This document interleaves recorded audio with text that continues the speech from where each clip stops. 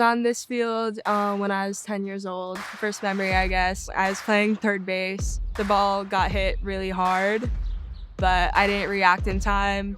It hit me in the head, and then I cried and got taken off the field on my own power, though. So it's kind of ironic since it's my first memory, but it hit me in the head. I'm currently known for being the first woman to play Division I baseball in the NCAA.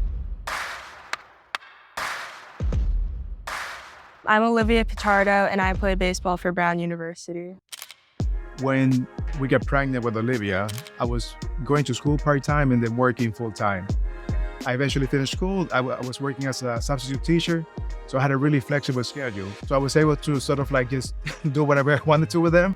I think that any kid just wants to have fun, and I did with them what I thought was fun, and to me that was playing.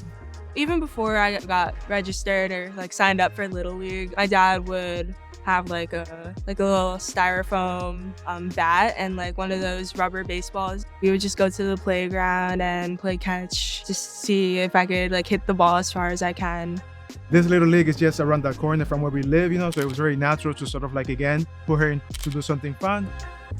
They always would take parent volunteers to coach, and I was one of the volunteers coaching for her team, and that's how it started. It was something very natural. So he was a coach from when I was 6 years old to 12 years old. So he helped me develop my love for baseball. When I was 14, my dad registered me for a few college baseball camps. So that was really the first time that I could see how I would fare against other high school age kids from across the country. I realized I could compete with all of them. I performed well in the camps. I thought that I should, take my development more seriously. I went out to Long Island to play travel ball for next level baseball. Started lifting, doing the baseball specific workouts. That was a really big part of my development and helped me get to where I am today.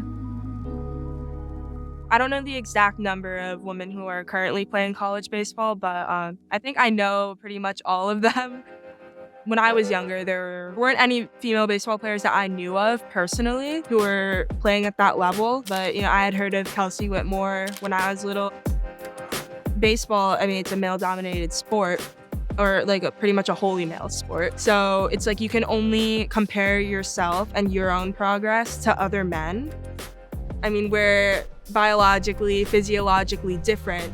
So it's very difficult to know how hard should I be throwing at this age? Or should I really be focusing on that very much at all? The more women that play baseball at higher levels, the easier it is for you to measure and to know what you should be doing at levels leading up to that. Now I feel there is a lot of other women that younger girls can look up to, and I think that that's really important to build their confidence. When I go to other places, when I went to college, it's people would tell me that I'm very New York. I was I don't really know what that means, but okay, they're just you just are. So I just accept it as a part of who I am, I guess. Apparently I have an accent, but I don't really hear it. I would describe Queens as a melting pot. I'm really proud to be from Queens, and I think I took it for granted a little bit when I was younger, but now I have a stronger appreciation for it since, sports has taken me to a bunch of different places. So I applied to Brown, regular decision. It was definitely a top school of mine. I was very happy to get into Brown, and it was pretty much a no-brainer that I would be committing there.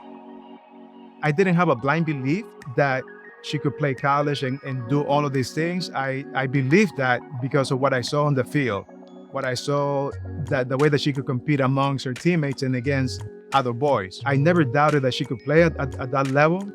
I did realize that she had an unusually strong arm for a kid her age. So that was one of the first indications to know that she would be successful in baseball, but her progress was always slow and steady. I had one kind of viral video that went around. I was playing around with their radar gun that they have. And I think it was in like kilometers per hour or something. So I threw a pitch and it said 100.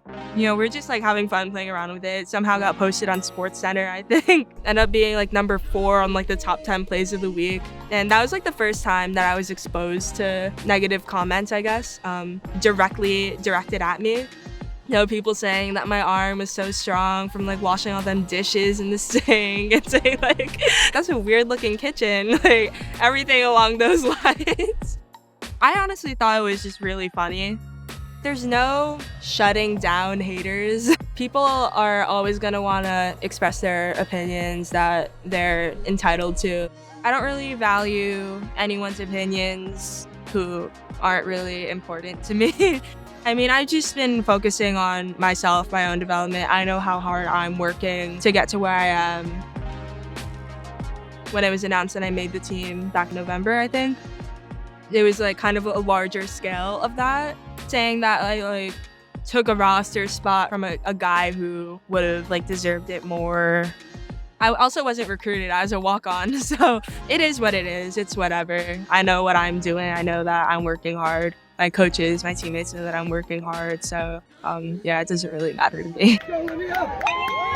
I can't really put myself in her shoes. I probably wouldn't be able to do what she did because I don't know what it's like to be the only person that's different among a group of 120 boys, that are going to a college camp, to have every single person, sort of looking at you like, oh, well, what is she doing? Or is that a girl?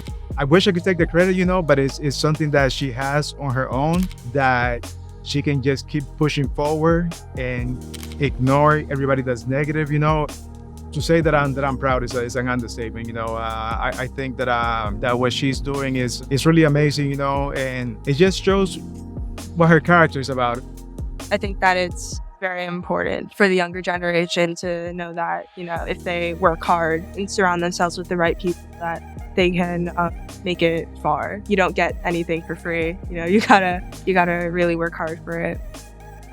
Playing baseball in general, I think, matures you because it's a sport of failure. If you get hit 3 out of 10 times over the course of your career, like in the MLB, you're a Hall of Famer. You're like one of the best to ever do it. It's not like a sport like basketball where, if you miss a shot, you can just make up for it again the next play. In baseball, you got to wait your turn again in the lineup to, redeem yourself. So it's a lot of just sit by yourself with your own failures. Yeah, I have my role models outside of just playing. There's Elizabeth Ben, the highest ranking woman in the Mets organization right now, or in the history of the franchise, I believe. Then there's also Kim Ng, who's the general manager of the Miami Marlins, who I think is also from Queens. So that was really cool to find that in common. Also Veronica Alvarez, who coaches for the Oakland A's. She's the head coach of the USA Women's National Team, so excited to play under her again. I think after college, I've thought about maybe pursuing a job within the MLB front offices.